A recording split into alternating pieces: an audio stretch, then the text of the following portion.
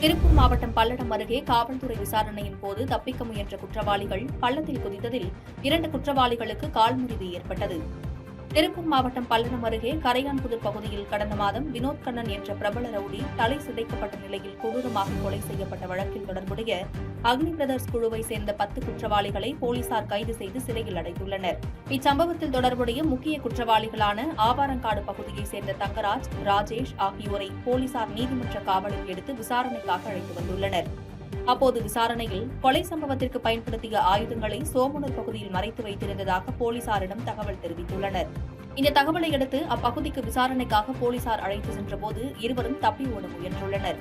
அப்போது எதிர்பாராத விதமாக இருவரும் பள்ளத்தினுள் தவறி விழுந்ததில் ராஜேஷின் இடது கால் மற்றும் தங்கராஜின் வலது காலில் முறிவு ஏற்பட்டுள்ளது.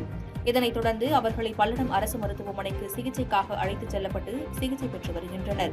கொலை வழக்கில் தொடர்புடைய தங்கராஜ் என்பவர் மீது ஏற்கனவே 3 கொலை வழக்கு, 4 கொலை முயற்சி வழக்கு உட்பட 50 வழக்குகள் உள்ளதும், ராஜேஷ் என்பவர் மீது 9 வழக்குகள் நிலுவையில் உள்ளதும் குறிப்பிடத்தக்கது. பாதகம் செய்பவரை கண்டால் நாம் பயங்கொள்ளலாகாது பாப்பா. மோதி மிதித்து விடு பாப்பா, அவர் முகத்தில் உமிழ்ந்து விடு பாப்பா. அண்மை செய்திகளை உடனுக்குடன் தெரிந்து கொள்ள இணைந்திருங்கள் இயம்நாடு தொலைக்காட்சியுடன்.